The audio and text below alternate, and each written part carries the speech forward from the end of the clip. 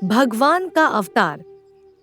एक बार भगवान की धरती पर अवतरित होने की कथा सुनने के बाद अकबर ने दरबार भरकर सभी से यह सवाल पूछा कि भगवान सर्वशक्तिशाली है, वह बिना कहीं जाए सिर्फ अपनी इच्छा शक्ति से किसी से भी कुछ भी करवा सकते हैं, फिर वह अवतार लेकर इस धरती पर क्यों आते हैं?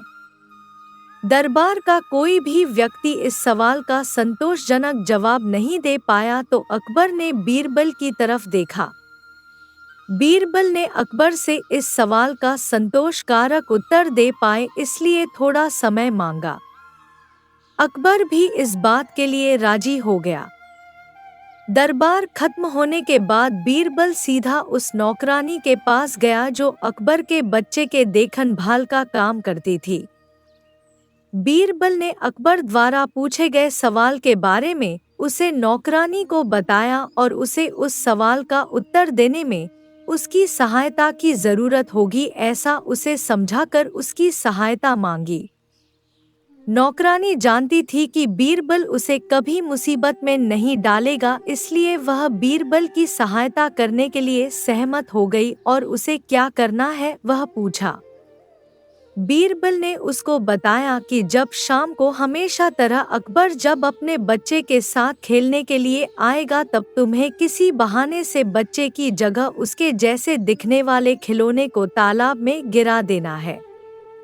अगले दिन शाम को जब अकबर टहलने के बाद जब तालाब के पास आया तो उसने नौकरानी से अपने बच्चे को लेकर आने के लिए कहा। नौकरानी बीरबल के समझाए अनुसार बच्चों का खिलौना कपड़े में लपेटकर लेकर आई और लड़खड़ाने का नाटक करते हुए उसे तालाब के पानी में गिरा दिया।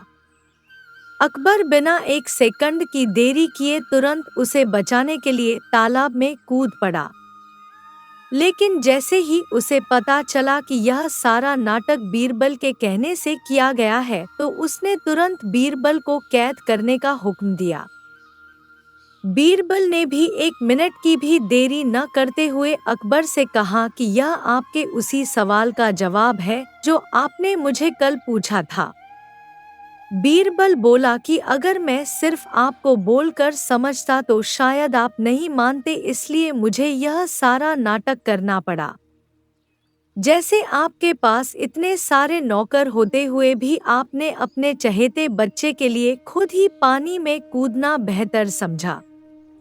बस इसी तरह भगवान भी अपने चहेते लोगों के लिए उन्हें मुसीबत बचाने के लिए खुद ही धरती पर अवतरित होते हैं, फिर चाहे वह अपनी एक इच्छा मात्र से उनकी सहायता कर सकते हैं, लेकिन यह उनका प्यार ही है जो उन्हें धरती पर खींच लाता है।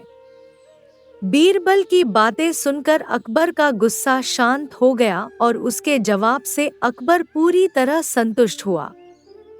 दोस्तों, आपको यह कहानी कैसी लगी?